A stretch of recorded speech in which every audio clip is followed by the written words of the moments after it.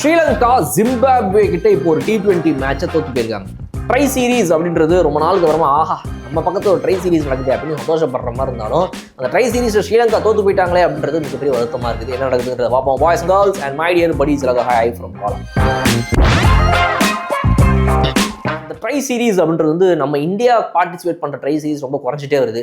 Commonwealth bank series ஒரு time நம்ம விளாடுவோம். இந்தியா, ஆஸ்திரேலியா, ஸ்ரீலங்கா செம்மையாக இன்ட்ரெஸ்டிங்காக இருக்கும். ஸோ இப்போ வந்து இந்த மல்டி டீம்ஸ் டோர்னமெண்ட்னால வந்து ஐசிசி டோர்னமெண்ட்டாக இருக்குது. இல்லைனா மிஞ்சி போனால் நம்ம இந்தியாவை பொறுத்தவரைக்கும் ஏஷியா கப் தான். பட் அந்த வகையில் பார்க்கும்போது வந்து இப்போ ராவல்பிண்டியில் நடந்த மேட்ச்சில் வந்து நம்ம ஸ்ரீலங்கா ஜிம்பாப்வே கிட்ட தோற்று போயிருக்கிறாங்க. எதில் அப்படின்னா பாகிஸ்தான், ஸ்ரீலங்கா, ஜிம்பாப்வே 3 நாடுகள் பங்கேற்கக்கூடிய இந்த ட்ரை சீரீஸ் இப்போ நடந்துட்டு இருக்குது. முதல் மேட்ச் வந்துட்டு பாகிஸ்தான் வர்சஸ் ஜிம்பாப்வே நடந்துச்சு. அதில் பாகிஸ்தான் ஜெயிச்சிட்டாங்க. பட் ரெண்டாவது மேட்ச் ஸ்ரீலங்கா வர்சஸ் ஜிம்பாப்வே, அதில் ஜிம்பாப்வே கிட்ட நம்ம ஸ்ரீலங்கா தோற்று போயிருக்கிறாங்க. ஸோ ஸ்ரீலங்கா வர்சஸ் ஜிம்பாப்வே மேட்ச்சில் என்ன ஸ்கோர் கார்டு அப்படின்னு பார்த்தோம் அப்படின்னா, ஸ்ரீலங்காவை பொறுத்த வரைக்கும் வந்துட்டு அவங்க சேஸ் பண்ண போய், அதாவது 162க்கு 8 அப்படின்னு ஜிம்பாப்வே அடித்த அந்த ஸ்கோரை சேஸ் பண்ண முடியாமல் 95க்கு ஸ்ரீலங்கா ஆல் அவுட் ஆயிருக்கு. ஒரு T20 மேட்ச்சில் 20 ஓவர் மேட்ச்சில் 95க்கு ஸ்ரீலங்கா ஜிம்பாப்வே கிட்ட ஆல் அவுட் ஆகுது அப்படின்றது வந்து ஸ்ரீலங்கன் கிரிக்கெட் ஃபேன்ஸுக்கு மிகப்பெரிய ஒரு வருத்தத்திற்குரிய ஒரு விஷயமா இருக்கும். சிக்கந்தர் ராஜா அவர் வந்துட்டு பிளேயர் ஆஃப் த மேட்ச் வாங்குறாரு. பிகாஸ் ஆல்ரவுண்ட் பர்ஃபார்மன்ஸ், 32 பால்ல 47 அடிச்சிருக்காரு. பவுலிங்கை பொறுத்த வரைக்கும் ஒரு விக்கெட் எடுத்து 23 ரன் கொடுத்துருக்காரு. ஸோ அவர் தான் man of the match award. So Sri Lanka இந்த மாதிரி ஒரு ஜிம்பாப்வே லாஸை பார்க்குறது சரி ஓகேப்பா, எல்லாருக்கும் எப்பயாவது நடக்கும். இந்தியா கூட தான் வந்து பங்களாதேஷ் கிட்டலாம் வந்து ஒரு வேர்ல்டு கப்லேயே ஒரு மேட்சை தோத்து குரூப் ஸ்டேஜில் எக்ஸிட் ஆனோம் 2007. இப்படி நம்ம அப்பப்போ சொல்லலாம். இந்த மாதிரி மினோஸ் டீம் வந்து செமையாக அடிச்சு வந்த ஒரு சினாரியோஸ் நிறைய இருக்குது. இந்த மாதிரி ஒரு 10-20 இன்சிடென்ட்ஸ் சொல்லலாம் நம்ம கிரிக்கெட் வரலாறுலேயே. ஆப்கானிஸ்தான் அந்த மாதிரி அடிச்ச மேட்சஸ் எல்லாமே சொல்லலாம். பட் ஸ்ரீலங்கா ஓவராலாக கிரிக்கெட்டில் இன்னைக்கு எந்த இடத்துல இருக்குது, அவங்களுக்கு என்ன நடந்துட்டு இருக்குதுங்கிற ஒரு முக்கியமான விஷயத்தை இந்த மேட்சோடைய முடிவில் அட்ரஸ் பண்ணலாம் அப்படின்னு தோணுச்சு. அதுக்காக தான் இந்த வீடியோ. முக்கியமாக ஸ்ரீலங்கா செனா கண்ட்ரீஸ்க்கு அகைன்ஸ்டாக எப்பப்பெல்லாம் விளையாடிட்டு இருக்குது ரீசெண்ட் டைமில் அக்ராஸ் ஃபார்மட்ஸ் அப்படிங்கிறது இந்த வீடியோவில் பார்ப்போம். செனா கண்ட்ரீஸுங்கிறது உங்களுக்கு தெரியும். South Africa, England, New Zealand and Australia. இந்த 4 கண்ட்ரீஸ்க்கு அகைன்ஸ்டாக இந்த பக்கத்துலேருந்து விளையாடக்கூடிய இந்தியா, பாகிஸ்தான், ஸ்ரீலங்கா, அப்புறம் வந்து நம்மளோட இவங்க கூட வெஸ்ட் இண்டீஸ் கூட நீங்கள் சொல்லலாம்.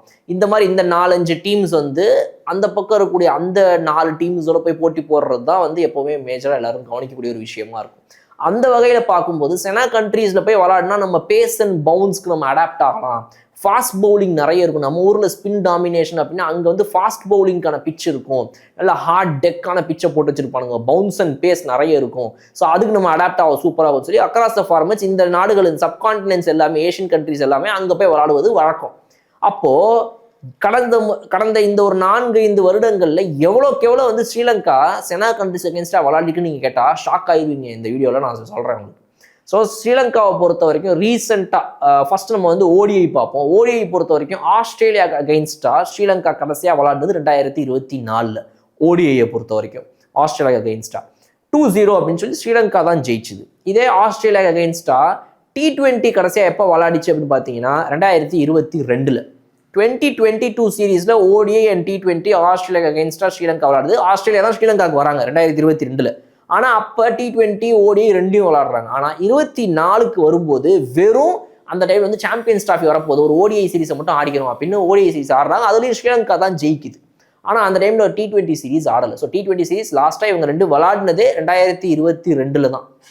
அதுக்கப்புறம் இவங்க அங்கே போவே இல்லை, அவங்களும் இங்கே வரவே இல்லை அப்படின்ற ஒரு பிரச்சனை T20 பொறுத்த வரைக்கும் ஆஸ்திரேலியாவுக்கும் ஸ்ரீலங்காவுக்கும் இருக்குது. ஆனால் இதே நீங்கள் டெஸ்ட் எடுத்த வரைக்கும் பார்த்தீங்க அப்படின்னா இந்த கண்ட்ரி மட்டும் இல்லை, ஆஸ்திரேலியா மட்டும் இல்லை, செனா கண்ட்ரீஸில் எல்லாரோடையுமே அவங்க விளையாடிடுறாங்க.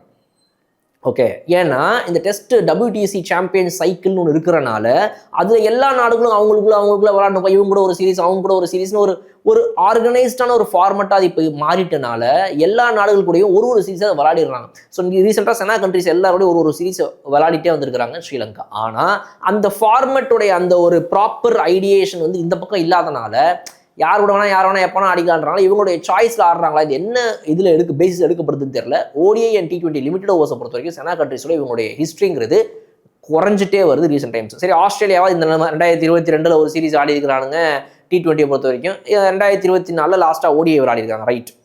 இங்கிலாந்துக்கு அடுத்து போய் பார்த்தோம் அப்படின்னா இங்கிலாண்டை பொறுத்த வரைக்கும் ஸ்ரீலங்கா கடைசியாக ஓடிஐ சீரீஸ் 2021 விளையாடிச்சு.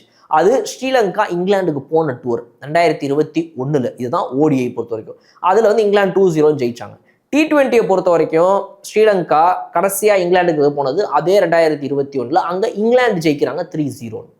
ஸோ 2021 அப்புறமா ஸ்ரீலங்கா இங்கிலாந்துக்கு போகவே இல்லை, இங்கிலாண்டும் ஸ்ரீலங்காவுக்கு வரவே இல்லை 2021 அப்புறமா லிமிட்டட் ஓவர்ஸை பொறுத்த வரைக்கும். இது அதில் இருக்கிற பிரச்சனை. நெக்ஸ்ட் நம்மளுடைய ஆஸ்திரேலியா அண்ட் இங்கிலாண்டை விட்டுட்டு சவுத் ஆஃப்ரிக்கா எடுத்து பார்த்தோம் அப்படின்னா, சவுத் ஆஃப்ரிக்கா பொறுத்த வரைக்கும் ஓடிஐயில் அதே மாதிரி 2021 விளையாடுனதோட சரி, அதுக்கப்புறம் விளையாடவே இல்லை. அதில் ஜெயிச்சது ஸ்ரீலங்கா 2-1. T20 பொறுத்த வரைக்கும் அதே 2021 series. So England south Africa 2 பேருமே 2021 அப்புறமா பைலேட்ரல் சீரீஸ் ஸ்ரீலங்கா கூட விளையாடவே இல்லை.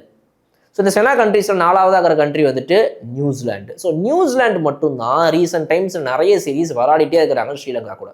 நியூசிலாந்து விளையாடுது, இந்த செனா கண்ட்ரிஸ் இல்லாமல் பார்த்தீங்கன்னா வெஸ்ட் இண்டீஸ் விளையாடுது, பாகிஸ்தான் விளையாடுது, இந்தியா வந்து ஒரு 2 வருஷத்துக்கு ஒரு அப்பப்போ எப்பயாவது விளையாடிடுது. இதை தாண்டி இவங்க கூட விளையாடுறதுலாம் பார்த்தீங்கன்னா ஜிம்பாப்வே, ஆப்கானிஸ்தான் இது போன்ற கண்ட்ரிஸ் மட்டும்தானே தவிர இந்த ரேங்கிங்ஸில் டாப் 4 இருக்கிற டீம்ஸில் முக்கியமாக சவுத் ஆஃப்ரிக்கா, ஆஸ்திரேலியா, இங்கிலாந்துலாம் இவங்க கூட சீரீஸே விளையாடுறது இல்லை அப்படின்றது ஒரு மிகப்பெரிய ஒரு கொஸ்டின் மார்க்காக இருக்குது. ஏன் இந்த கண்ட்ரிஸ் ஸ்ரீலங்காவோட கிரிக்கெட் விளையாடுறதை நிப்பாட்டிருச்சு? அப்போ இந்த கண்ட்ரியோட இக்கானமிக்கலாக இவங்களால இப்போத்துக்கு இதெல்லாம் ஹோஸ்ட் பண்ண முடியாதுன்றது பிரச்சனையா? அப்படி இருக்கும்போது இவங்க தாராளமாக போய் அங்கே விளையாடலாம். ஸோ இந்த நாட்டு வீரர் கூட விளையாடும் போது எனக்கு ஒரு பெரிய வியூவர்ஷிப் கிடையாதுப்பா, எனக்கு கிடைக்காது எதுவுமே அப்படின்னு சொன்னால் பரவாயில்ல.